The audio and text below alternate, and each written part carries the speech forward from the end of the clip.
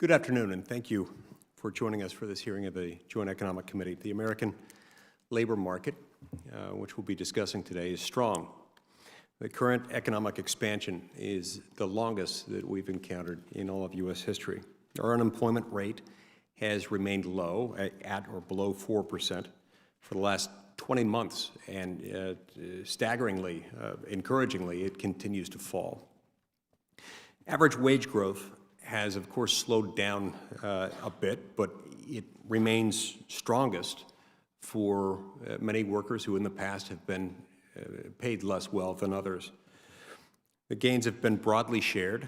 African American and Hispanic unemployment rates are today at all-time historic lows. Female labor force participation is approaching an all-time high, and analysts speculate that we still, at this moment, have yet to reach full employment.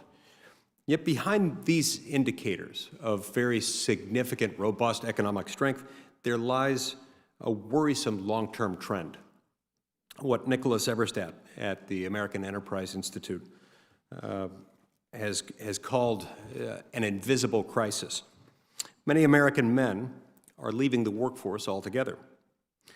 Though on the rise, the employment-to-population ratio for prime-age men, those between the ages of 25 and 54, is near levels that we haven't seen in this country for decades, since the Great Depression, in fact. Even in today's really strong, unusually good labor market, we see that once-taught connections to the workplace have not only started to slacken, but they've also started to fray. The economic implications of such disconnection should be clear to all, and anecdotally, many of us have observed this in one fashion or another, but the Joint Economic Committee's Social Capital Project, as part of its mission to understand and explain what we refer to as associational life in America, has studied the plight of these disconnected men and identified potentially greater, more severe consequences for the health of our families and our communities.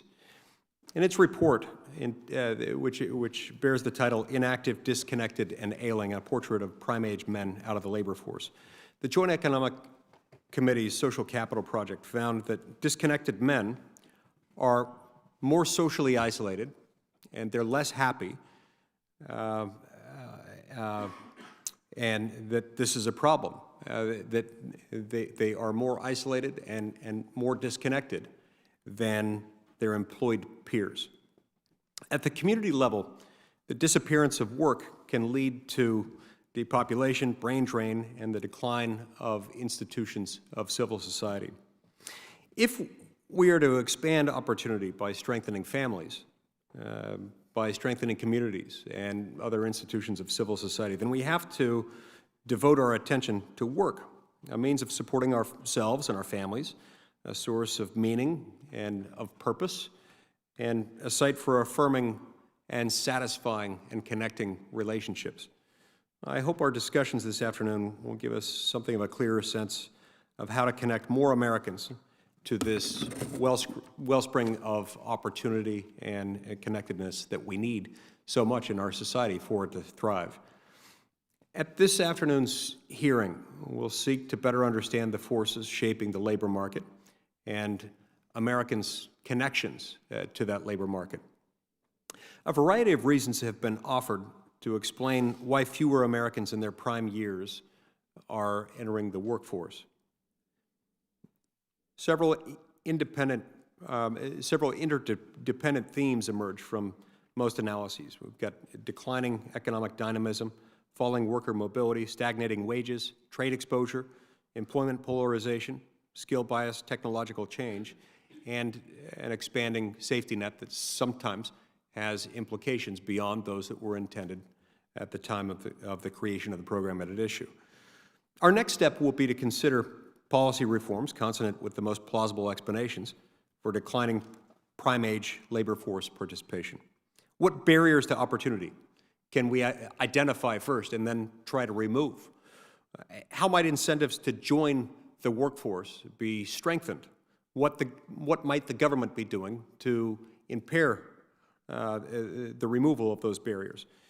How might we more smartly invest human and social capital to create new opportunities? Possible solutions may involve reforming the safety net, modernizing labor regulations, and increasing wage growth. The Social Capital Project will cover a number of these topics in a forthcoming report, all of them, in fact, and that report will in turn be informed by the insights of today's panelists. I look forward to their testimonies, and I'm grateful to each of our panelists for joining us today for this productive conversation aimed at drawing disconnected Americans off the sidelines and into the workplace. I now recognize Senator Hasson for her opening remarks. Well, thank you, Chairman Lee. Thank you to our panelists for being here today. Mr. Chairman, I appreciate today's focus, getting this committee to focus on the important issue of getting more Americans to participate in our workforce. Members of both parties agree that we must increase labor force participation. While low unemployment rates in my home state of New Hampshire and across the country are welcome news, we know that a low unemployment rate can also present real challenges, from businesses not being able to find workers to additional pressure being put on the productivity of our current workforce.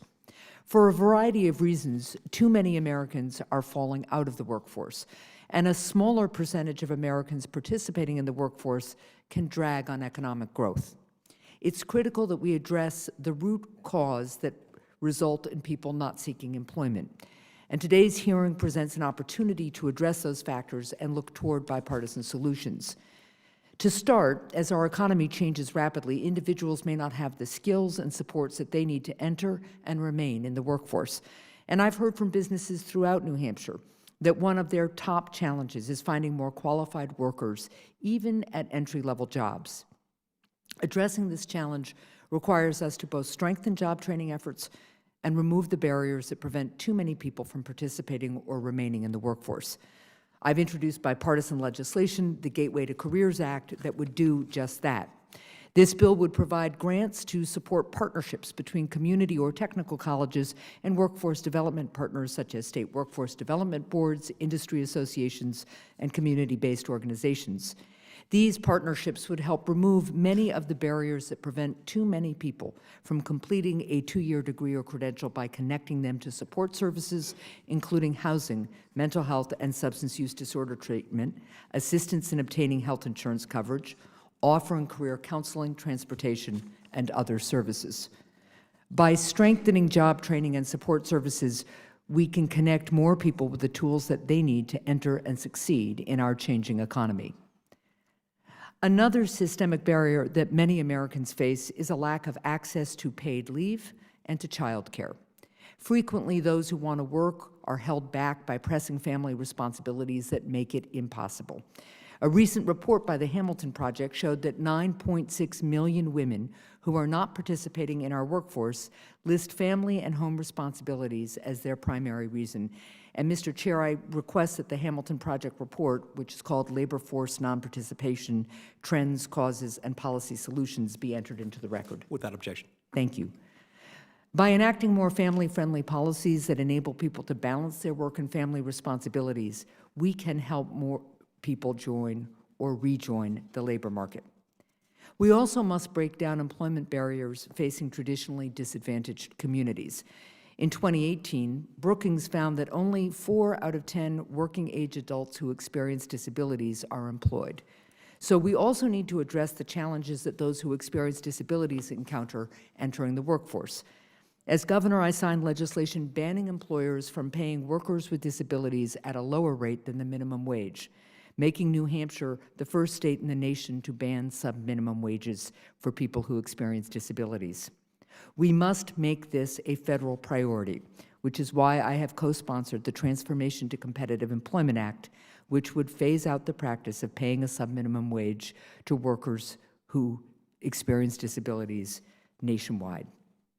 We should also make sure that workers who experience disabilities receive the support they need to succeed in the workplace and are less likely to fall out of the labor market. Finally, no conversation about increasing participation in our workforce can exclude addressing the cost of higher education. Right now, students face far too many obstacles in getting the education that they need, particularly when it comes to affordability. No one who is pursuing higher education so that they can build a better future for themselves and in turn for our economy should have to put that goal on hold because they can't afford it. And they should not have to take out substantial debt to do so either. I'll continue working on strategies to increase college affordability and to lower the burden of student debt so that more workers can get the education that they need to thrive. We can all agree that tackling our workforce challenges requires a multifaceted and comprehensive approach. There's not a single solution, and we have multiple opportunities to connect more people to work. I look forward to hearing more from our witnesses today, and now I'll turn it back to you, Chairman Lee. Thank you, Senator Hasson. I'd now like you to introduce our panel of distinguished witnesses. First, we have Dr. Veronique DeRougy, who is a senior research fellow at the Mercatus Center at George Mason University. Her primary research interests include the U.S. economy, the federal budget, homeland security, taxation, tax competition, elimination of the Export-Import Bank, and financial privacy. Just a few small issues that don't affect anything else. Every one of them issues of great importance. Previously, Dr. Rougy had been a resident fellow at the American Enterprise Institute, also a policy analyst at the Cato Institute, and a research fellow at the Atlas Economic Research Foundation. So, Dr. DeRougy, welcome. Orrin Cass is a senior fellow at the Manhattan Institute, where his work focuses on strengthening the labor market, reforming the social safety net and organized labor, and the costs of regulation. Mr. Cass wrote a widely discussed book in 2018 titled The Once and Future Worker, a Vision for the Renewal of Work in America. Before joining the Manhattan Institute, he was Domestic Policy Director for Mitt Romney's 2012 presidential campaign. Welcome, Mr. Cass. We next have Jay Shambaugh, who is the Director of the Hamilton Project and a Senior Fellow in Economic Studies at the Brookings Institution. He's also a Professor of Economics and International Affairs at the Elliott School of International Affairs at the George Washington University. He served under the Obama administration as a member of the White House Council of Economic Advisors, where he was previously chief economist. So thank you for joining us today, Mr. Shambaugh. And we have Jose Ortiz, who is executive director of the New York City Employment and Training Coalition.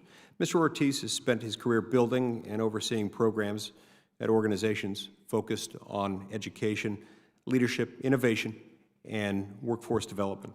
He previously served as the managing director of external affairs, partnerships, and business development at Pursuit, a Long Island City-based nonprofit that prepares workers without college degrees for software development jobs at some of the world's most innovative companies. Welcome, Mr. Ortiz.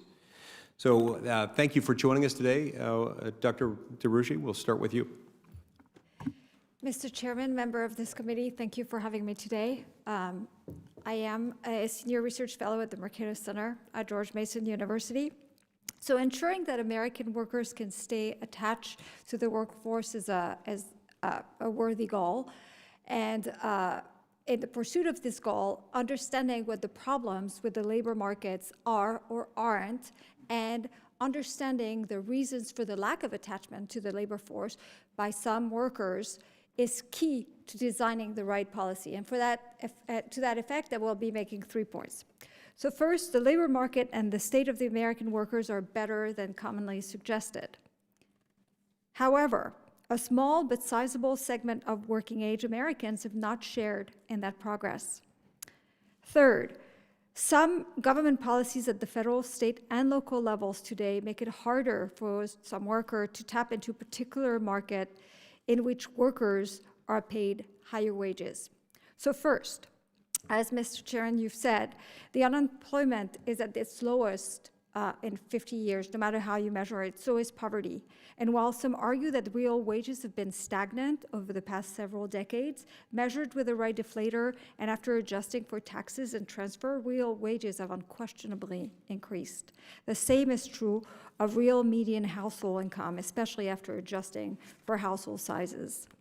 Also, while millions of manufacturing and other middle-skilled jobs have disappeared, that decline has been more than offset by the increase in high-skill jobs. Second, despite this healthy employment number, some Americans, disproportionately working age men, have dropped out of the labor force entirely. This phenomenon has rightly received serious attention from scholars and policymakers. One conclusion of this research is that American workers confronted with economic disruptions today face relatively new, more serious problems than they were facing before. In the past, economic shocks were followed by an increase in the unemployment rate. But as people moved away to find jobs or changed jobs in industry altogether, the unemployment rate would go down. Well, not in this case. Instead, Americans, especially those who are not college educated, don't necessarily move away and remain in hard-hit areas, even if it means staying unemployed. So my third point is that some policies reduce interstate mobility, or they change incentives for workers on the margin to work less or not at all, and they are in desperate need of reform. So I will only cite three type of programs. So the first one won't be a surprise to this committee is land and zoning regulations. They have played an oversized role in exacerbating work adjustment issues. These regulations increase the cost of housing in higher wage areas and make it harder to move there. Standard estimates that even modest housing deregulation would lead to a large increase in the supply of housing in the most prosperous areas in the country, which would give lower-income workers greater access to higher wage labor markets. Land and zoning regulations also create an incentive for low-skilled workers to stay where housing is cheap, even though the job opportunities there are more limited. Second, occupational licensing laws raise barriers between workers and better job markets. These requirements operate as barrier to interstate mobility, as they vary between states and can't be transferred. Occupational licensing also increase the price of goods and services for consumers. In the case of service such as childcare, this effect is an impediment to working parents wishing to stay attached to the workforce. Third, in addition to the limits on access to better job markets, some government policies may reduce work's incentive to seek employment. Unfortunately, Social Security disability incentive is one of these programs. The program was created to support those struck with health condition or injuries that make it difficult or impossible to work, and it continues, thankfully, to play that role. But scholars have found that the program has also created incentive not to work for a rising number of adults with limited earning potential who are physically able to work. In conclusion, before policymakers rush to implement new federal government programs to address worker adjustment issues, we should acknowledge that some of the challenge in connecting workers to the workforce can be created by existing programs. Removing these barriers would lead to more opportunities and better lives for those who have been frozen out of the gains enjoyed by most workers. Finally, and I think this is important, while these reforms may not be the whole answer at all to this challenge, a failure to make these changes will make other reform efforts by the federal government ineffective. Thank you, and I'm looking forward to your questions. Thank you, Dr. DeRougy. We'll turn next to Mr. Cass. I may have to go vote in a moment. I'll be right back if I do. Thank you. Thank you, Chairman, Madam Vice Chair, and members of the committee. My written testimony focuses on three topics. First, explaining why, in my view, connecting people to work is so important and not something that government benefits and transfers can replace. Second, reviewing the data on the declining health of the labor market for men in particular and the accompanying decline in labor force participation. And third, outlining the kinds of policies we might pursue in response in areas ranging from regulatory reform, to education reform, trade and immigration policy, organized labor, the safety net, and our programs of taxes and subsidies. Here I'd like to focus on 2 points in particular, because certainly a wide variety of factors influence the long-term slide in labor force participation for American men. For instance, changes in cultural norms and home environments may both be discouraging men from working and reducing their capacity. The labor market, meanwhile, has failed to generate attractive opportunities that prospective workers are capable of seizing. Attempts to allocate responsibility among these factors have set off 2 robust, but in my view, ultimately irrelevant debates. The first of these is, have wages technically risen or fallen? Men's median weekly earnings have fallen by 7% since 1979, if adjusted for inflation using the standard CPI from the Bureau of Labor Statistics. But an alternative measure from the Bureau of Economic Analysis suggests that earnings have increased over the period by 12%. Even using the more optimistic estimate, it's important to recognize the gains hold only for men with college degrees, only for women with college degrees. All other groups saw declines. It's also worth noting that the problem is particularly pronounced with younger men, exactly those who in many cases we are most concerned with connecting to the workforce in the first place. The U.S. Census Bureau reports that between 1975 and 2016, the share of men aged 25 to 34 earning less than $30,000 per year increased from 25% to 41%. And that, of course, is among those who are working, ignoring the higher share that are earning nothing. I think it's also important to recognize when we discuss these data that while my colleague, Dr. DeRugy, is correct, these data look different with respect to taxes and transfers and household income, neither of those metrics is relevant to how an individual worker would perceive the decision to enter the labor market. If anything, at the margin, the increases in taxes and transfers are likely to have made entering the workforce less attractive. But ultimately, whether wages are slightly lower or higher in real terms is beside the point. No one believes that a 5% wage decline over 40 years would produce a labor market exodus, while a 5% wage increase would flood the market with new workers. The important fact, regardless, would be that men's median earnings have fallen woefully behind the trajectory of growth in the wider economy and the rising costs associated with achieving a middle-class lifestyle. Our concern ultimately is not only about the absolute value of the wage, but also its relative value. The easiest way to see this is to recognize that the fact that men may have treaded water since 1970 is an arbitrary point of comparison. We might just as well ask whether or not men are doing better than they were in 1910, and if we truly believed an absolute wage was all that mattered, we might posit that as long as men were earning as much as they had been in 1910, there would be no problem. Obviously, I don't think anyone believes that, and so we shouldn't necessarily believe that stagnation since 1970 is any more acceptable.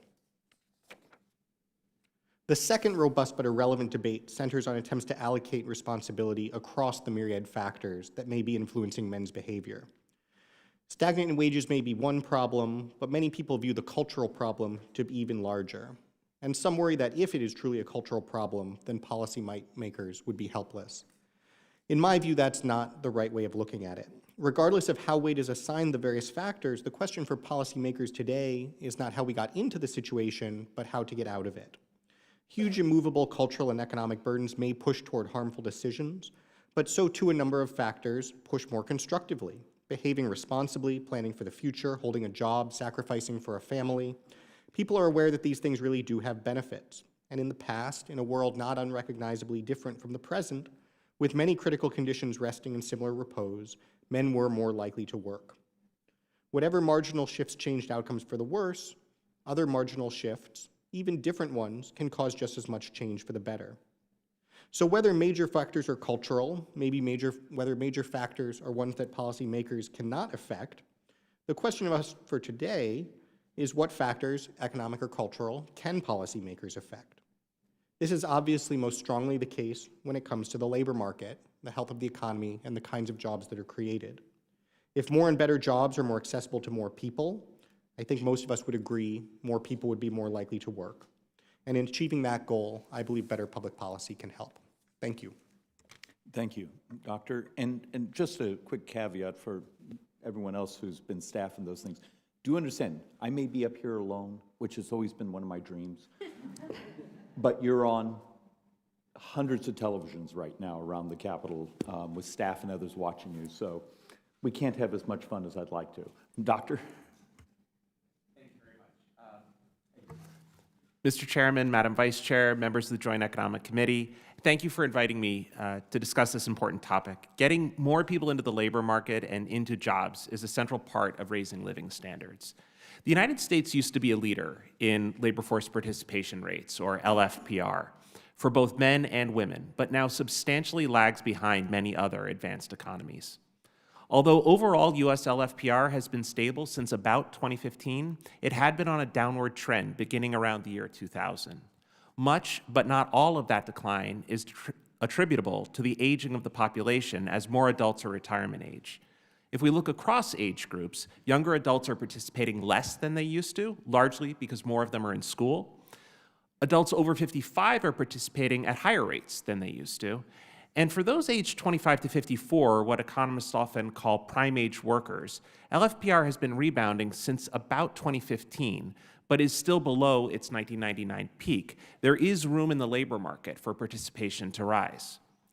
Prime-age men have seen a persistent downward trend in LFPR over the last half-century, largely due to declining rates among men with less education, and research has shown that this group has seen a decline in demand for their labor, and prime-age men with less than a high school education make about $3 less an hour than they did in 1980, adjusted for inflation.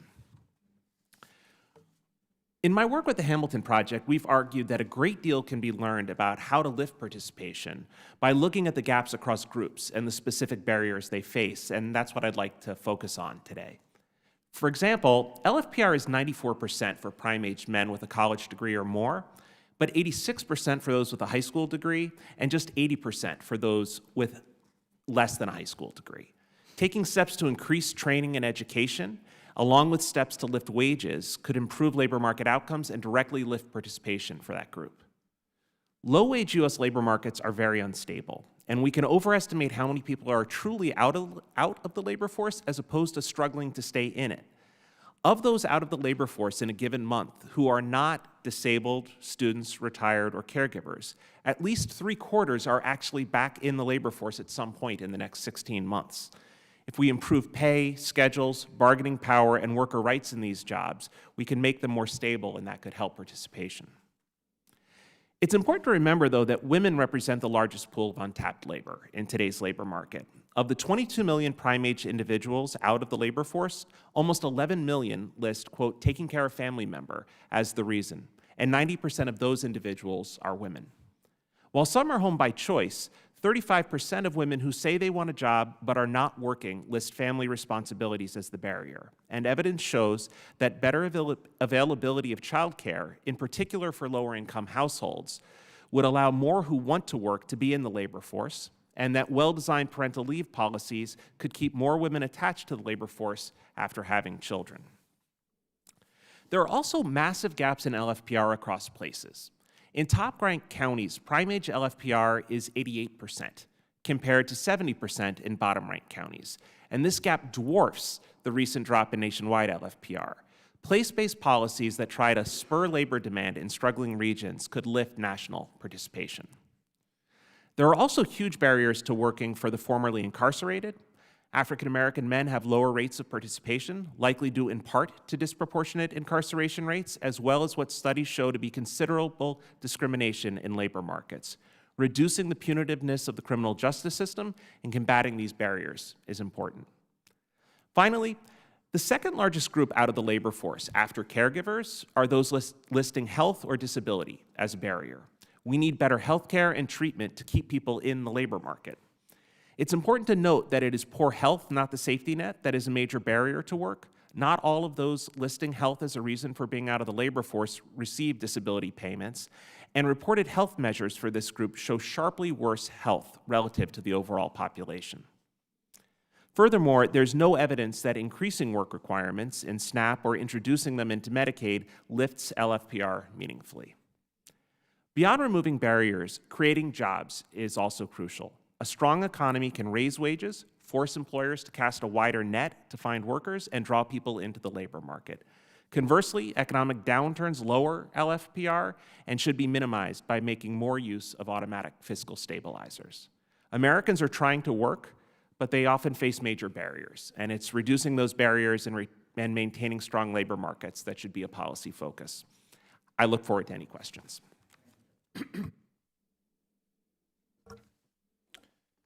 Good afternoon, and thank you, Chairman Lee, Senator Hasson, and members of the Joint Economic Committee. My name is Jose Ortiz Jr., and I'm the Executive Director of the New York City Employment and Training Coalition.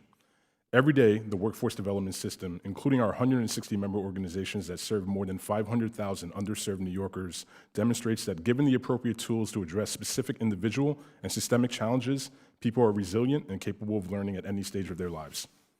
The country is experiencing unprecedented economic growth, and while we know that talent exists everywhere, in towns, cities, large and small, a significant percentage of people across the nation lack relevant work experience and professional skill that would make them viable candidates for employment across industries.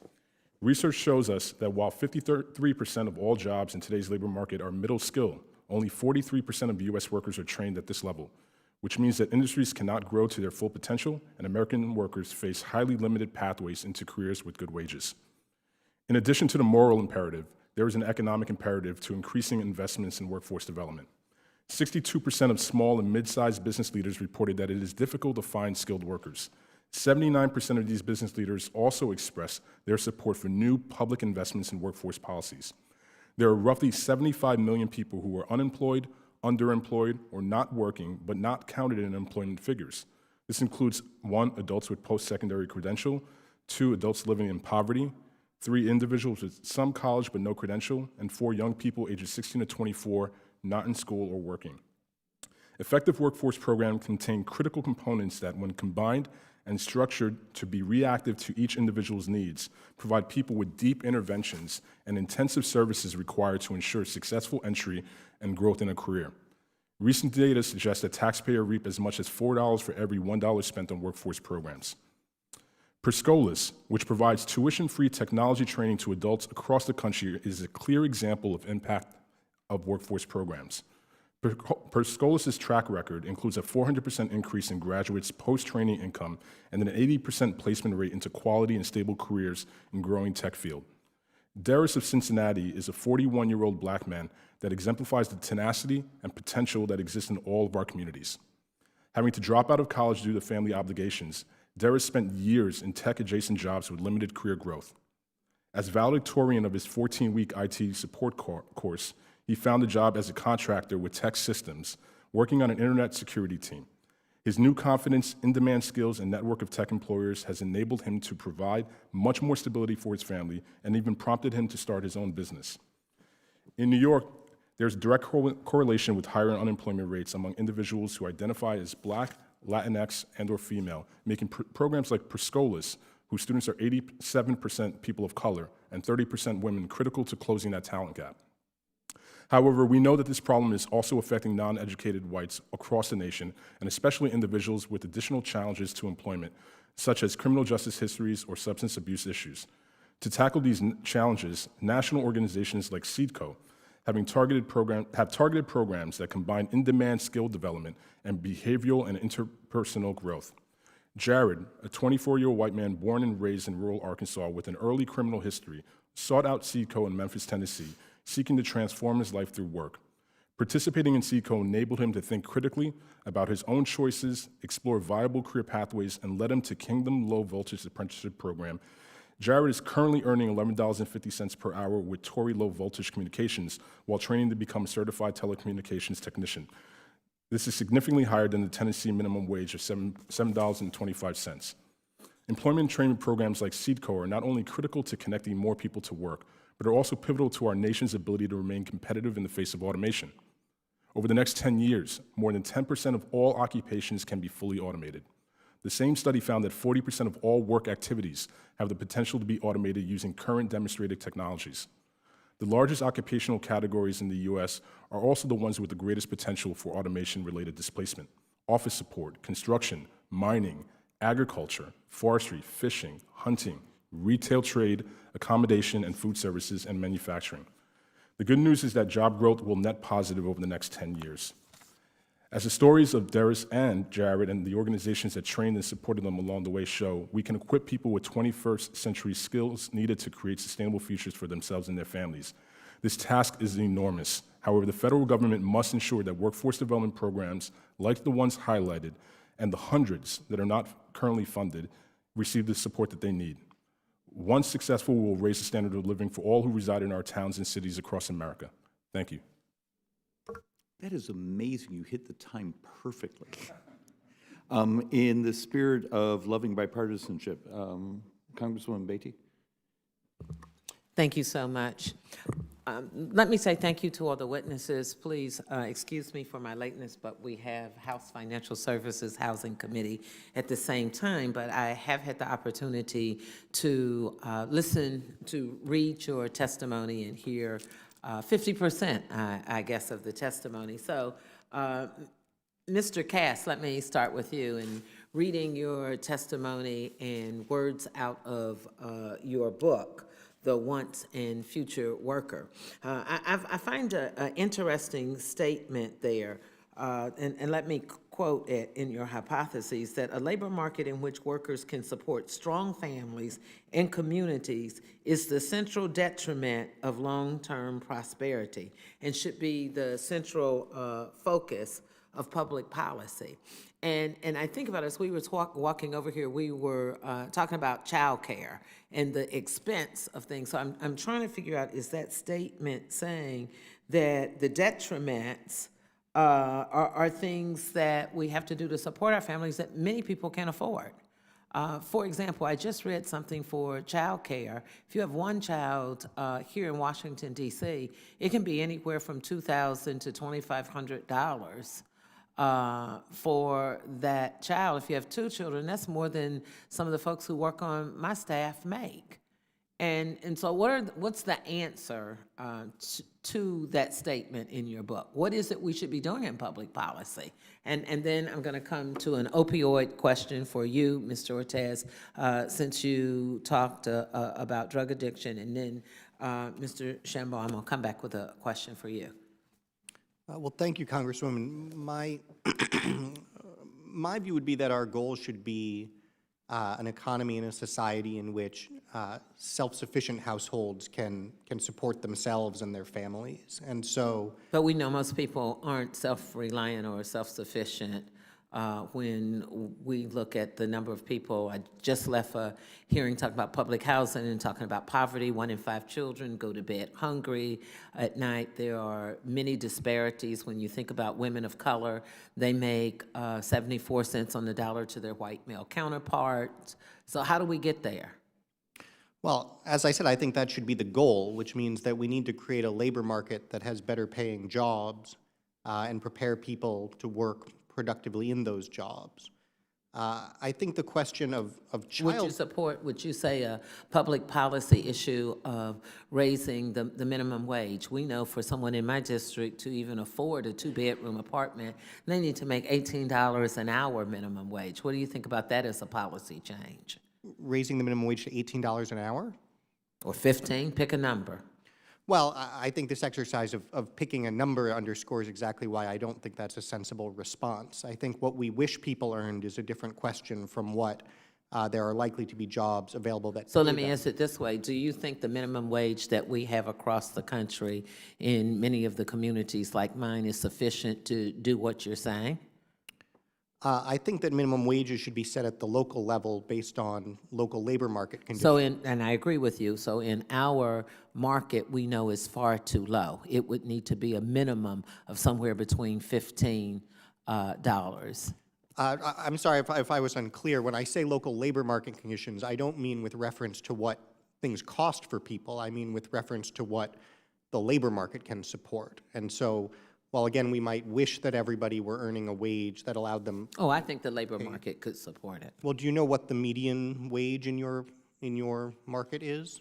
Yes, when we look at that, we know that there are far too many people who aren't making it, but yet, on the other hand, we know because of discrimination and some of the disparities, that you also have people who aren't being hired in that. So, you know, if we lived in an equal and fair world, I would probably agree with you. But I'm going to run, I'm running out of time. Just, if I could say one thing just Okay. briefly, just to clarify, when I ask what the median wage is, historically, economists have looked to the median wage, so what sort of the person midway through the distribution earns, as a reference point for what the labor market can Right. support as a minimum wage. And so nationwide, for instance, the median wage is still only about $18 an hour. There are certainly local urban markets where it's much higher and a much higher minimum wage could be supported. But if you have a local market where the median wage is $18 an hour, raising the minimum to 15 or 18 No, I understand isn't that, satisfactory. and we're not into that, of course. I think I have 10 seconds, so I was going to ask you a question, and I'll get it out, and I won't be able to get the answer from you. Oh, okay. Then I will yield back. Thank you, Congresswoman. And I'm going to go off script a little bit because I actually, this is one of the areas I'm absolutely fascinated with, and I have binder after binder. I have copies of some of your writings in those binders, and I wasn't going to be particularly jerky of coming with some of my highlighted copies of saying many of the things we knew a year ago, data-wise, and I understand the last 12 months is a small snapshot, appear to be wrong. Can I give you the first, and I'd like your thoughts, and it's not a thought experiment because it's actually happened. A year ago, we would all sit around this room and look at the labor force participation numbers of millennials. And then come December, all of a sudden the BLS data had this breakout, and it had continued, of millennial females. Walk me through, because I see that as an example of many of the things we often talk about policy-wise and this lever and that lever. Something happened, and we saw suddenly a gender differential of movement into the labor force with millennial females a year ago, December, and it continued. Help me understand why. Help me understand why the differential, and is an example of the debate we've had in these rooms for decades of the levers we have as policymakers. Turns out that maybe the ultimate lever is availability of work. Doctor, I mean, what did I see in those numbers?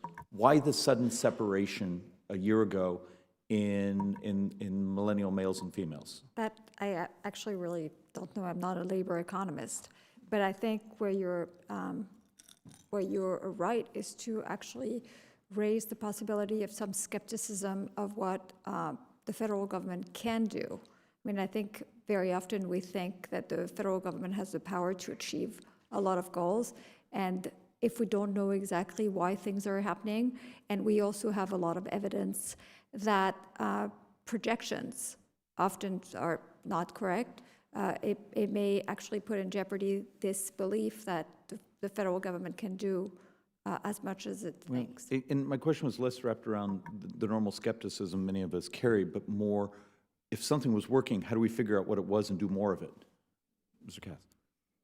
I'm sorry, I don't know anything about the specific divergence in trends about. Doctor, did you see it? Yeah, I think there are a few things you can point at. So the first is, I think, my guess is you're referring to the 25 to 34-year-old group. So one thing that I do think when we look at that group relative to, say, not just a year ago, but relative to a few years ago is, and this isn't a positive side of it, which is the birth rate's down. And we don't have adequate childcare for everyone who wants to work, and more women in the 25 to 34-year-old group don't have kids. It doesn't do it on a dime like the way you're talking about. But I know that that's actually out there in the models, but that doesn't fit what we saw in that, because it's a statistically significant number. Yeah. And I'm just, it the other bothered me because I haven't seen anyone certainly dive into it. I think the other thing is, and this goes, I would say it's two sides of what you're saying. When the labor market's stronger, it certainly brings more people into the labor market. And when you ask why is it divergent between men and women, I think a lot of it has to do with which parts of the U.S. labor market were doing better at that time. And so the manufacturing and energy sides of the U.S. labor market have been slowing. And those aren't, and so those tend to be more male, and so if you've got the whole side lifting. The model would not equip, and look, I know you're freaky smart. I have you in my binders in lots of places, but that wouldn't equate to suddenly slowing down and then females suddenly exploding. It was not the differential, it was growth in actual participation. I would say one last piece, and this I mean with all seriousness, which is we always worry when we see the women's one was actually coming down a little bit when we didn't expect it to in the months before that, and then it surged a little, and so I think there is also some noise in the data that we need to just take. It's very possible, but the trend has continued now agree. For almost, 3+ quarters, and it is statistically significant. Mr. Ortiz, and I'll do this with a quick anecdotal, which I despise anecdotals in this committee because I believe we have an obligation to do big picture policy. labor market, Phoenix, Arizona. We are stunningly blessed right now. But when I visit, like our homeless campus, they have a stack of jobs there with St. Joseph's the Worker, and their problem was not available labor, it was transportation. We just put together an experimental project with, I think it's the company Lyft, to actually cover that transportation gap. If you were to think of outliers that are the barriers for the participation of so many of those you've worked with, how often is it actually transportation and those types of attributes, and not some of the things we would often immediately move to? So I appreciate the question. There are a number of barriers that transportation is included in that. Childcare is one of the ones that came up. In New York City, and I can't speak to obviously the specific experience that you're talking about in Arizona, but in New York City, there are transit deserts, locations that require multiple subways and/or buses in order to get someone to work. So there's a statistical connection and correlation for someone who is further away from employment opportunities and higher poverty rates. Okay. And forgive me, I know but to the Congresswoman, you can take all the time within reason. But it isn't interesting that maybe in our pockets was actually one of the solutions. It's a little button for ride sharing that actually may actually be the way we cover parts of at least that gap. Congresswoman, please. Thank you. Mr. Ortiz, let me go to you. One of the themes that I picked up in your testimony is the importance of partnerships. As you described, it's governments at all levels, business, educational institutions, organized labor, and nonprofits have a role to play. Through those partnerships, we can identify the skills that will be in demand in the future and then help people build up on those skills. Can you discuss the importance of how the importance of collaborative, partner-centric approach is to boosting the labor market outcomes? Which models have been especially effective to you? Well, I would just emphasize in terms of just in general, in terms of partnerships to start, that no one organization has all the assets and skills to be able to do everything that is required to make the labor market go. And I think what we are experiencing in the workforce system is that we need to have strong partnerships, not just with the businesses at the association level, but we need to understand real-time data coming from employers to better understand the implications on the type of training that's required. When it comes to the workforce development partners themselves, those that are actually executing and providing the training, even them, some of them are more specifically focused on the skills development, while others are providing the supportive services, the wraparound services that are important for someone to be successful in a program. And of course, we need to work more closely with the government to better understand where they can, how we can better inform policy, where we can direct some of those investments to help boost the economy and the labor market. But I think, ultimately, I think what we are trying, when we say partnerships, what we're essentially saying, the most effective programs are the ones that are working with multiple layers of organizations. The employers, the programs are being driven by employer-informed data in real time. They're working closely with government to scale their programs. They're funded in multiple ways, et cetera. Okay, thank you. And Mr. Shambaugh, let me go to you. I read something in your testimony that says improving workers' pay schedules, bargaining powers, workers' rights, that in these jobs, it makes them more if they're more stable with those skills, it could help. Were you talking about unions? It sounds like some of the language, because if so, and if not, you can answer it. Do you think that has any effect on, we've seen somewhat of a decrease in participation with some of the unions?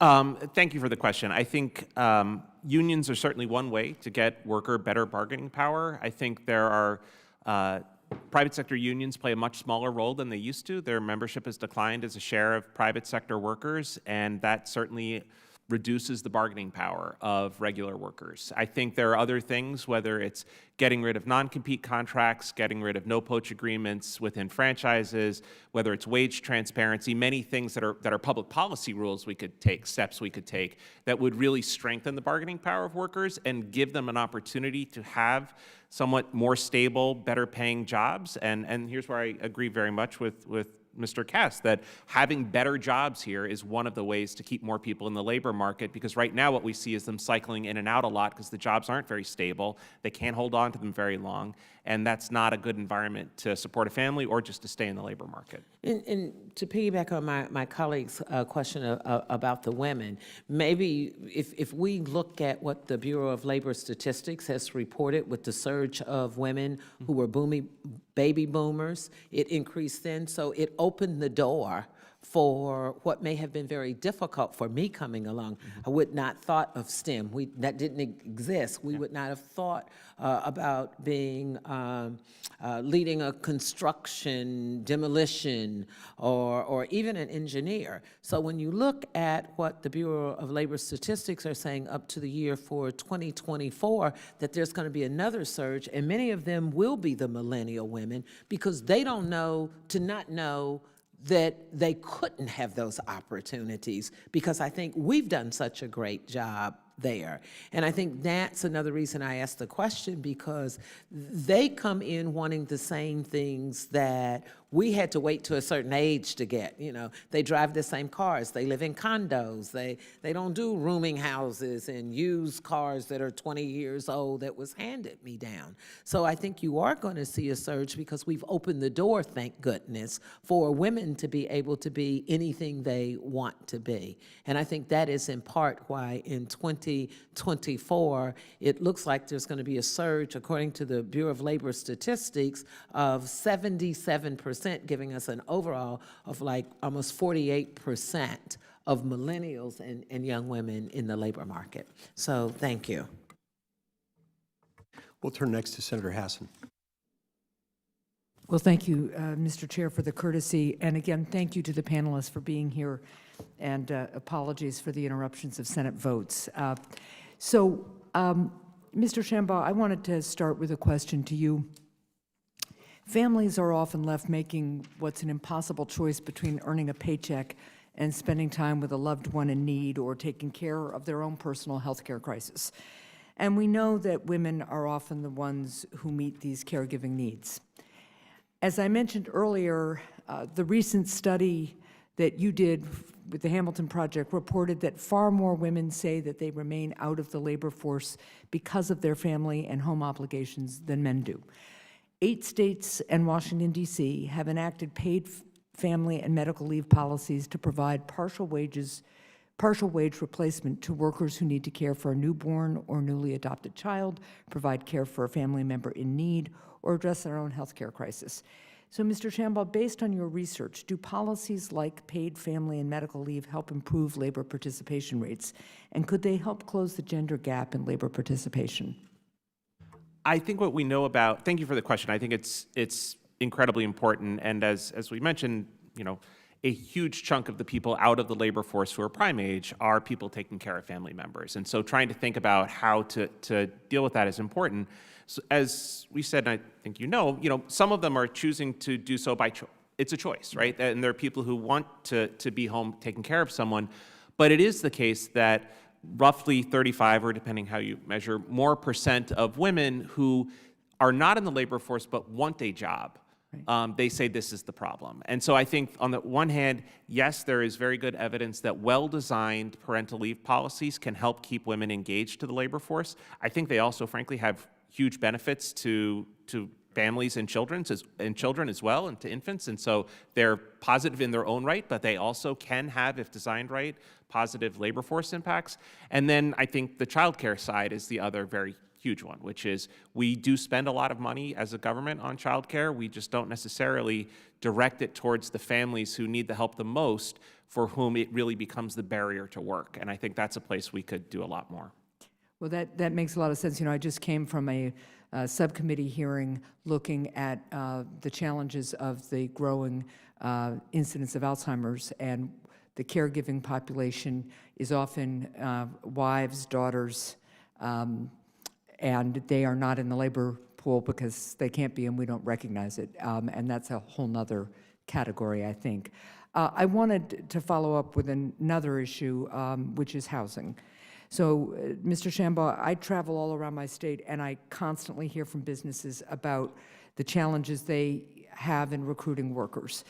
According to the National Low-Income Housing Coalition in New Hampshire, a family would need to make $23.23 an hour to afford a two-bedroom rental.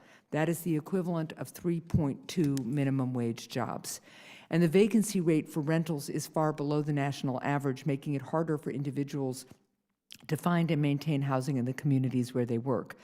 Unstable housing can be a significant barrier to finding stable employment and staying in the labor market. So in your view, what are the most important things we should be doing to make it easier for workers to find and keep safe, stable, and affordable housing? I thank you for the question. I think it's hugely important that we now have a lot of trouble having enough housing near where there are jobs. And that's a serious constraint on people's ability to move, and it's a serious constraint on their ability to find work. And so I think local land use restrictions, unfortunately, they're often not the purvey of this committee because they fall at the local level often, although I think there are federal steps that could be taken, but they often prevent enough housing from being built in the places where there are jobs. And that's a real serious constraint. I think there's also the fact that housing vouchers and aid for housing is drastically in excess demand relative to the supply, and people have to wait a long time to get help for housing, and so that can be a constraint as well. But I think the issue of making sure people can live near where there are jobs is a big part of why some people aren't working. Well, I thank you for that. We have our overall housing vacancy rate in New Hampshire is less than 1%, and it is making it at all levels extraordinarily difficult to get people to move in and take jobs. So look, thank you for your work. I'm just about out of time, and I know, Mr. Ortiz, you had been addressing the importance of wraparound services as we help people pursue credentials or degrees. I will follow up with a question to the record just to make sure I get your full answer on that. To all of the panel, I really appreciate your work and your willingness to be with us today. Thank you.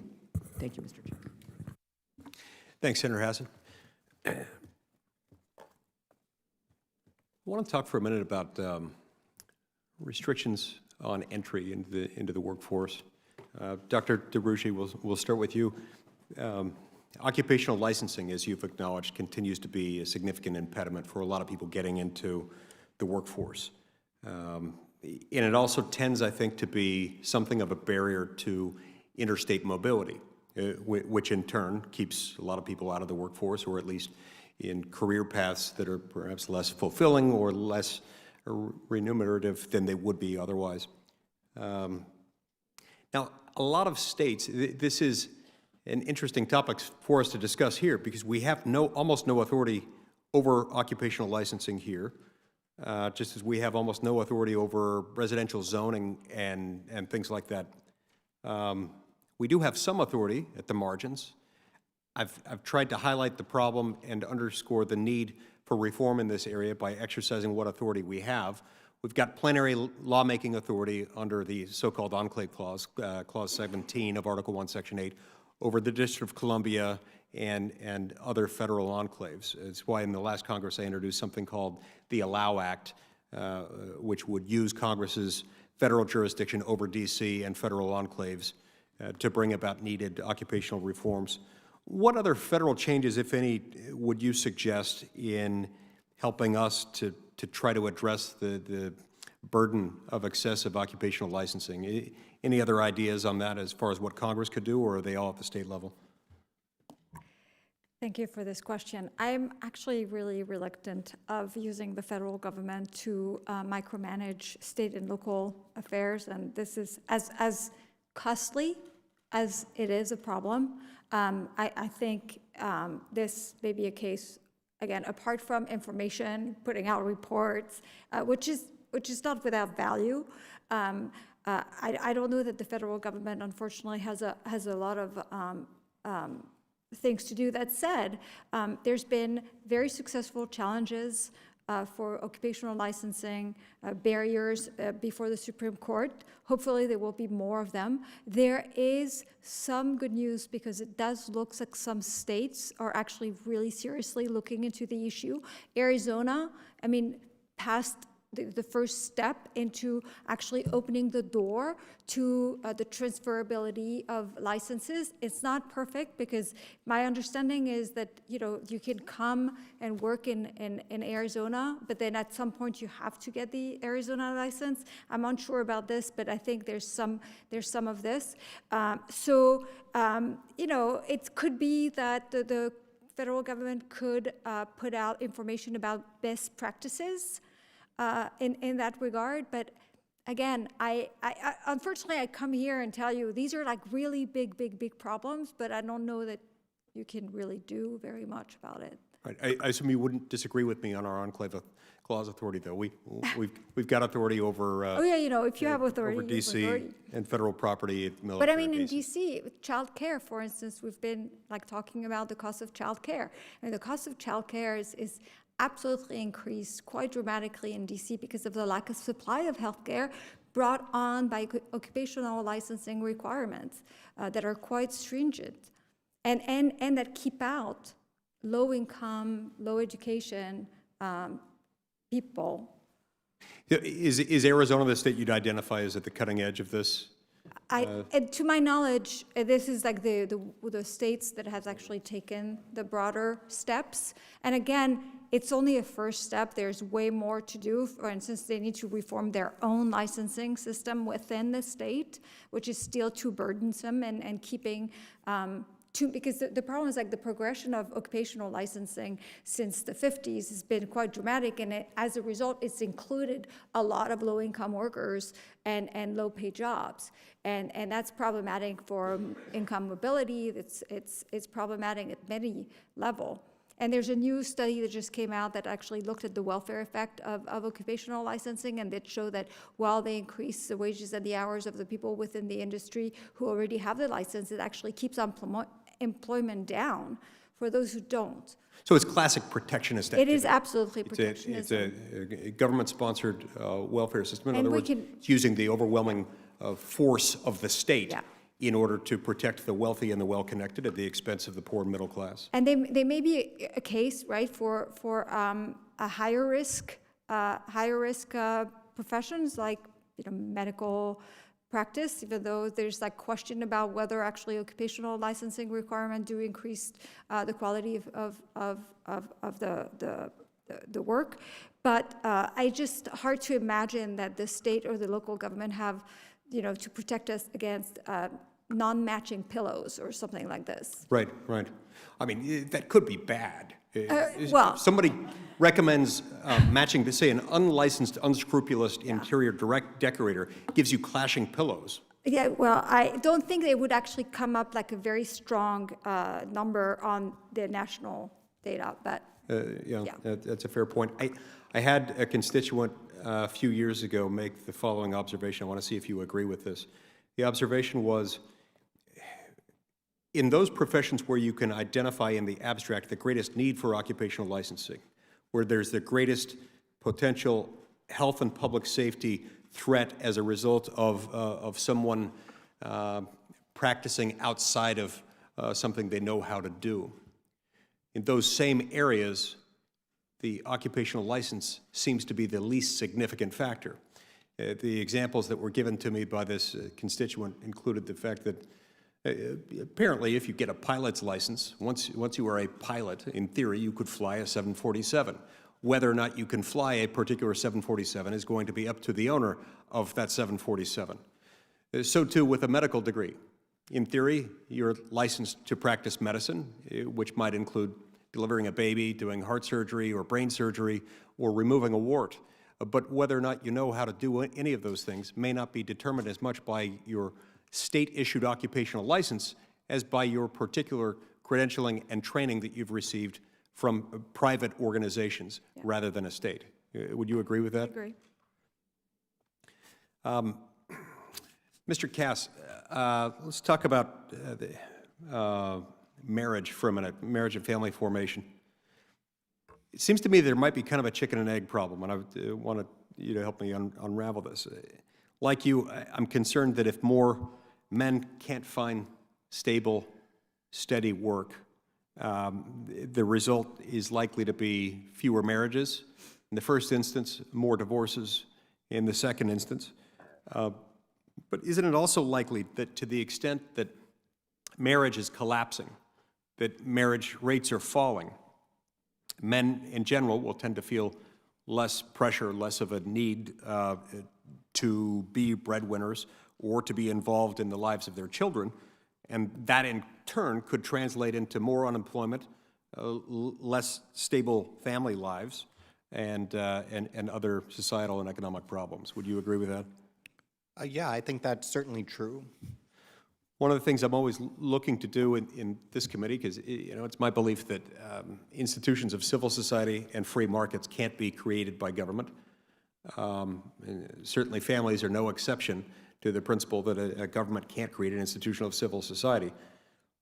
Governments can, however, weaken those institutions, and once it weakens them, where it has weakened them, government's not necessarily very good at turning the switch back on. Are there areas you would point to that you think represent the sort of lowest hanging fruit of where we could identify that the federal government is impeding marriage or family formation?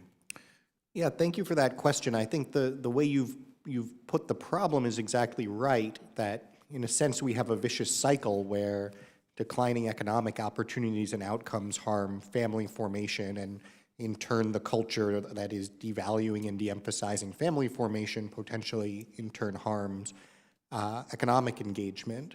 I think for policymakers, the question when you encounter a cycle like, well, the challenge when you encounter a cycle like that is to not just throw up your hands and say, well, that looks like a big mess. And instead, the question is to say, well, where in that cycle is there potentially an opportunity to intervene? It seems to me there's very little potential to intervene directly on the cultural side through simply reasserting through public policy the importance of family formation, though with respect to the bully pulpit, it certainly helps to talk about it.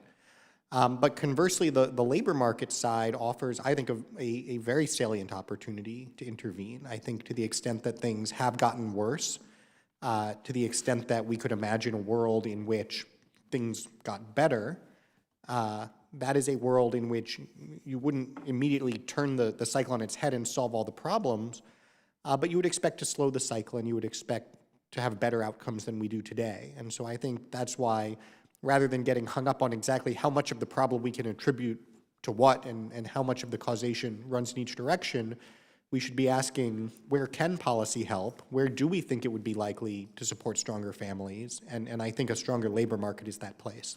Mr. Schweikert. Thank you, Mr. Chairman. Let's engage a little bit in the speed round. Mr. Ortiz, and then let's go across. If I came to you right now and said, give me your 3 wish lists that you think would have the most impact on having our brothers and sisters who are not in the labor force enter stable work, what would those 3 be? And I'm going to ask everyone the same thing. I would certainly start by saying that we need to invest more in areas that are called bridge programs. Okay, bridge programs. Bridge programs are certainly an area of high focus for our organization and the populations that we often serve. Supportive services, of course, are of vital importance. So you referenced earlier transportation as being one of the childcare, et cetera.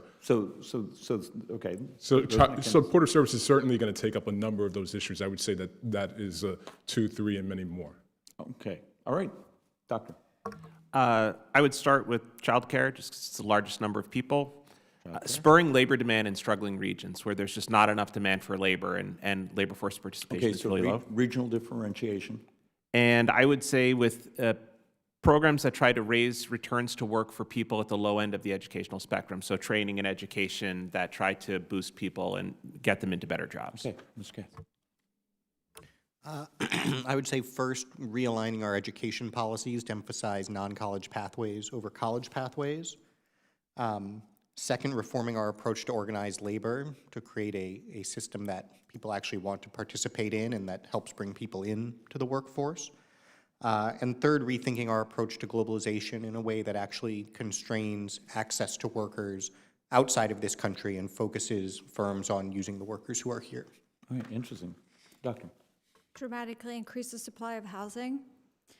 I'd say criminal justice reform is a big impediment to people entering the workforce, and just lifting like work labor requirements or licensing requirement would be my three, but there's many more. Just to be clear, you don't mean the reform is the impediment, just the... No, Okay. or I mean, I could have I just been didn't more want to get blamed for radical that and one. say legalize some of the drugs, just to stir the pot. You do stir. Okay, now actually something a little more specific. If we have an underperformance, particularly my fixation on millennial males and labor force participation, for that one population segment, what would be the number one thing you would do to encourage that population to participate? So I don't know very much about that population, so. Okay, Mr. Cass.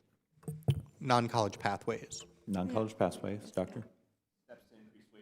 To increase wages for that demographic, for the people with less education. Okay. We need to talk, because I think there's noise in particularly the last 12 months' data that the wages have been going up. That's actually partially what drew females in, and we haven't, and I don't know why I haven't seen the same thing on the male side, but that's more of a geeky conversation. Mr. Ortiz? I would agree with non-college pathways being of high importance. Okay. For anyone that's listening, we've actually sort of in our office fixated on this subject, and we've built a list of many things. But you do understand when we talk about non-college pathways, it's everything from types of our VOTEC type training at our high school level, all the way to, are we ready to have a real uncomfortable conversation on accreditation at the university level, that the university is able to provide a degree at 20 months, but it's solely training you to be able to have productivity in society, and you may not be, have great understanding of great literature, and we've actually made proposals that, and it's fascinating, the incumbent class, which is, incumbent systems and regulators and those who come crashing down in here, defending the accreditation systems or accrediting, and I will agree with all of you. There's ways to get there. It is shocking, though, how much of the bureaucracy around us is actually at war with you on all of your ideas. And with that, I yield back, Mr. Chairman. Senator Cruz. Thank you, Mr. Chairman. Thank you to each of the witnesses for being here. Dr. DeRugy, tomorrow the Export-Import Bank's authorization is set to expire. Unfortunately, when it comes to the Export-Import Bank, virtually all of my Democratic colleagues and an awful lot of my Republican colleagues have been eager to continue the EXIM Bank in operation. Many of us have been quite critical of the EXIM Bank, that it serves as a vehicle for cronyism and for giving corporate welfare to giant companies on the backs of and with the financial risk and exposure of the American taxpayers. Can you give this committee a breakdown of which types of businesses benefited from the EXIM when its board of directors had a quorum, versus which types of businesses benefited when EXIM's board lacked a quorum? So, thank you for this question. So the last time we had a full year with a quorum for the Export-Import Bank was in 2014. We have the whole year data, and back then roughly on the domestic side, 65% of the benefit went to 10 large manufacturers, 40% went to Boeing alone. On the foreign side, it was as big companies, many foreign airlines. But what was more striking is that 30% of the bank's activity went to 10 state-owned enterprises, so foreign-owned companies. If you look at the period from 2007 to 2014, the main beneficiary overall was Pemex, the oil and gas state-owned enterprises. And in 2014 alone, it was Air China. So basically, Air China was the top beneficiary of the Export-Import Bank on the foreign side. During the time where the quorum had, didn't allow the bank to extend loans above $10 million, what ended up happening is basically a lot of the big guys were excluded from the benefits, even though not entirely. Their benefits fell by 93%. And the share of small business benefiting from the Small Business Administration, from XM went from 20% to roughly 40%, even though as a whole, the amount they received went down. And so Air China was, not a beneficiary anymore. The share of state-owned, of XM that went to the 10 top state-owned enterprise fell down, went from $6 billion to just a few millions. And Boeing was, hardly a beneficiary.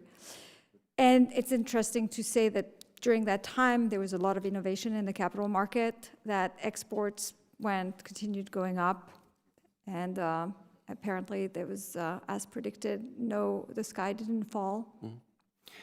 So there was a lot of substance in your answer. Let's see if we can break out a couple of pieces of it. One of the things, if I understood your testimony correct, was that in 2014, right before XM lost its quorum, that support to Boeing, one company, comprised 40% of the total outlays. I guess that's one of the reasons it's been referred to before as Boeing's bank. Yeah. Although that raises questions why a giant corporation needs the U.S. taxpayers subsidizing its businesses. If I understand you correctly, without a quorum, a much higher percentage of XM's funds went to small businesses who are always put forward as the desired beneficiaries, except for the fact that when it's fully authorized and has a quorum, that's not where the money goes. No, the money goes mostly, it's roughly 20% goes to small businesses when it's, before 2014. And even though the majority of, it's something like 89% of transactions went to small businesses, when you actually follow the money, it's really only 20%. And yes, and it's worth saying Boeing did really well during those 4 years where they didn't have a quorum. They sold more planes. They had their backlog increased.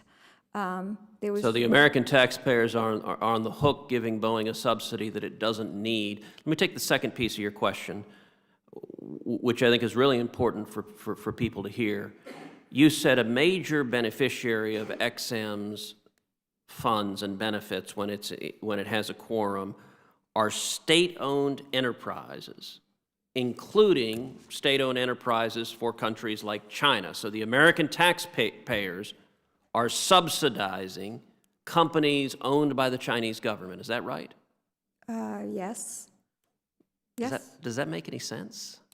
I don't think it does, but I don't think it does. Especially, in the context of a lot of people now making the claim that the renewed support for the Export-Import Bank comes from the fact that it can be used as a tool to fight China, considering that what really the Export-Import Bank does is basically compete with other export credit agencies in high-income nations. That's not where China is. So I don't think it makes any sense. Well, in the Senate, every single Democrat supports continuing the XM Bank, and about half of the Republicans do. And I certainly hope some of the members in this body will listen to your testimony and the evidence you've given. Thank you. Thank you.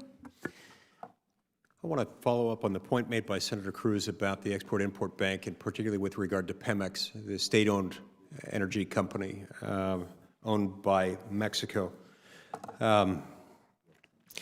It's an interesting dynamic there. There is a term used exclusively in Mexico.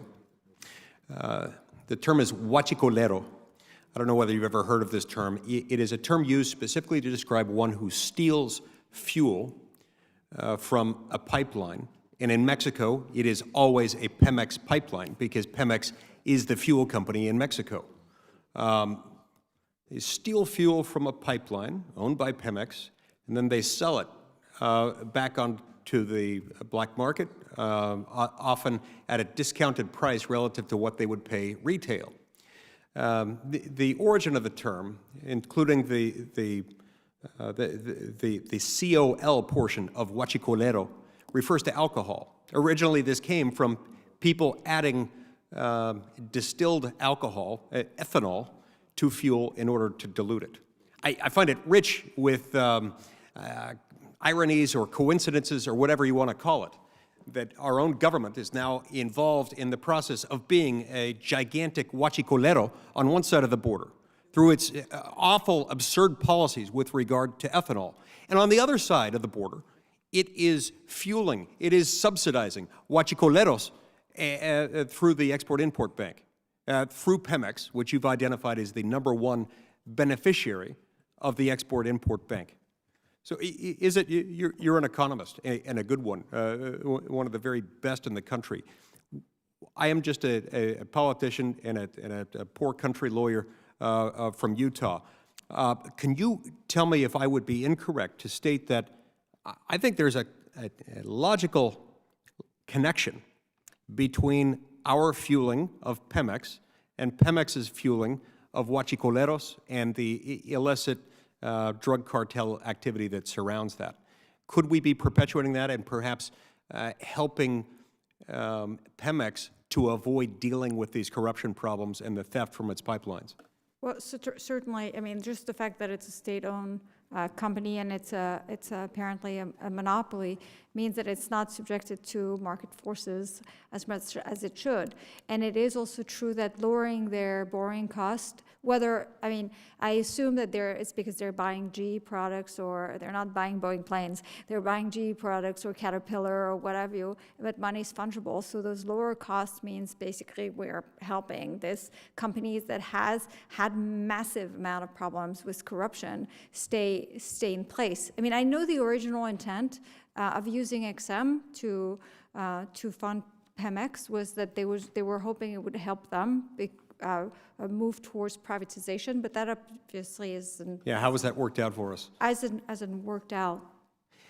In fact, Which I don't also think it is the role of the federal government to actually pursue such roles. But sure. In fact, when President Lopez Obrador was sworn into office almost exactly a year ago, a substantial portion of his seemingly 6-hour speech was devoted to his desire to preserve Pemex and maintain it as a state-owned enterprise. I found that surprising. I didn't know that this was that big of a political issue there. Apparently it is. But one has to wonder why, and one has to wonder what we're doing to perpetuate this ring of illicit activity, what we might be doing to make it more possible. You know, if a private company here, let's say if Chevron or ExxonMobil or some other company that sells gasoline and diesel fuel had that big of a problem as they have with huachicoleros in Mexico, they would adopt different security protocols. They would figure out a way to stop the theft. And it's not to say that fuel theft doesn't occur in the United States. It does, but not so much so that we've coined a noun and a verb and an adjective after it. And it appears to me that we are fueling a very significant problem on the south of our border, and one that with impacts here. Mr. Cass, Yuval Levin wrote in his outstanding book, Fractured Republic, that, quote, worker protections in the coming decades will need to take the form of portable, individualized benefits and rights that are not attached to workplaces in ways that assume long-term employment relationships. They will need to help make a diffuse labor market more secure rather than trying to reverse its diffusion, close quote. Would you agree with that statement? I would, and I would emphasize that the U.S. system of organized labor is really quite odd by international standards. What would you do to address that issue? So if you step back and look at how, for instance, labor unions typically work in Europe, I think the general impression is that Europe is a much more sort of left-leaning environment. All of Europe is right to work. The idea that you would vote in your single factory whether or not to have a union, and then if you do, everybody's in the union, doesn't exist. Instead, they have what I would say is a much more effective system that is both much more local and much more national. At the broader, more national end, what they have are effectively national unions that are more like membership organizations that people join voluntarily because they receive benefits from them, training, in some cases, social support. And then down at the local level, they have what are, for instance, in Germany called works councils, which is a much more collaborative, less adversarial relationship between the firm management and workers within the firm. And so you essentially, at the local level, collaborate to try to make the company work better for everyone's benefit. And at the national level, you have what's typically called sectoral bargaining, where you have negotiation over terms and conditions for, let's say, janitors in the entire region. And so the sides get together and agree on that, and it's not a contentious firm-by-firm fight. And so there are a lot of models, there are a lot of variations to think about. I think the important thing to recognize is that I think most people would say it works a lot better than what we have. And unfortunately, there's an intractable obstacle here in the United States, which is a single provision of the National Labor Relations Act called Section 8A2, which prohibits any sort of organized labor activity outside of the confines of these standard American unions. And so you could just get rid of that. Anyone who wanted the kind of union we have now could still have one. But if you got rid of that, you would also begin to open up the choice to do other things. And I think that would be an important first step in moving toward a better system. Why do we have 882, and what would be the disadvantage of getting rid of it? So 882 was put in as part of the NLRA was passed in 1935 at the height of the Great Depression at a time of incredible labor conflict. And there was great concern about what was called at the time company unions, which was the idea that essentially firms would subvert genuine efforts to organize by instead kind of locking employees into something controlled by the management and thereby foreclose the other kinds of organizing activity that wanted to be facilitated. I think that's much less of a concern today. As I said, especially if you do it in the context of other reforms, you can bring in other substitutes that are better. And I think just as a concrete example, it's fascinating to look at what happened in Tennessee, where Volkswagen's plant is not unionized. Volkswagen so desperately wanted to bring in this European-style works council structure that they actually tried to persuade and support, they supported the union and tried to persuade the workers to vote in the union so they could do the works council. And the workers voted it down twice anyway. That is how toxic our existing system has become and how relatively more attractive are alternatives that could be out there. We're unfortunately going to have to wrap up here in a moment. Congressman Schweikert and I were talking a minute ago, and I promised them that I would ask each of you to opine on whether you think we could bump up the labor force participation rate, and if so, how high? Is, for example, 65% plausible? Why don't you just weigh in each briefly on that, Mr. Ortiz? We can I wouldn't, I'm not a trained economist, so I can't speak to a specific percentage in that sense, but I would certainly say that we can certainly bump it up with pointed investments in specific populations. And at what point would we consider it a success? At what level? Well, I mean, we're at 63.3% right now. Is that right? I can't, like I said, I don't think I can speak to a specific percentage there with an accuracy, and yeah. Dr. Shambaugh? I would say I think there is room for the labor force participation rate to rise. I think demographics are pushing it down. We know that as the population ages, we don't expect 85-year-olds to work, and there are more of them, so the number comes down. But I think demographics are putting maybe a quarter point a year downward pressure. And so when we're treading water, we're kind of winning, we're at least fighting demographics to a draw. And when it's rising a little, we're doing even better. So I think it could rise. I think it would be hard to get to 65 really fast.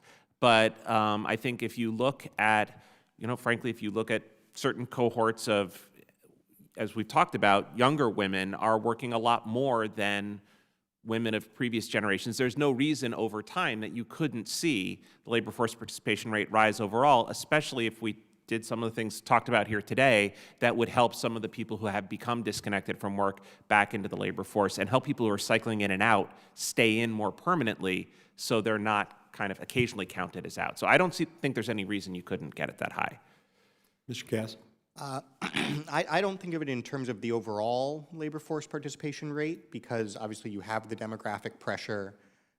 Even within prime age workers, I think it's very important to separate men from women, because as we've talked about, there are some women who would really like to enter the labor force, but polls consistently show that an overwhelming majority of Americans, of women, and of women with children prefer an arrangement where, particularly when women have young children, they're not working full-time.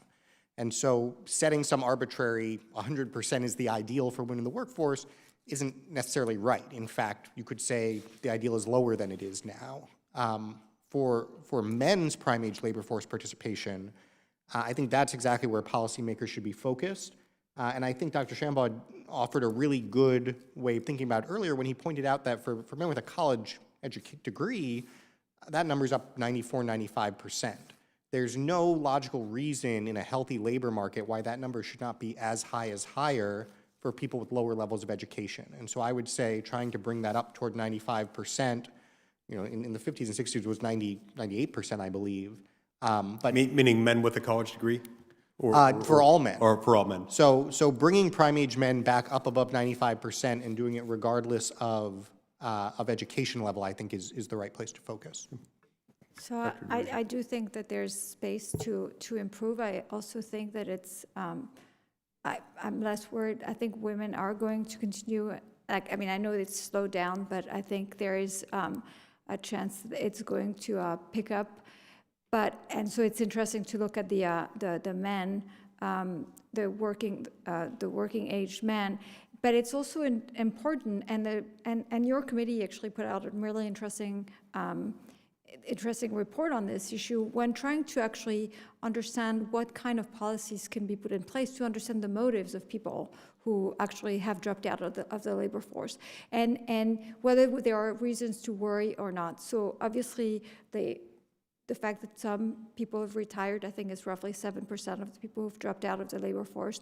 The people who are at school, I think that's 18%. There's close to, I think it's 44 or 45% who are disabled. I mean, these are it seems, good reason to not be. There's a 23%, it's other reason for being inactive.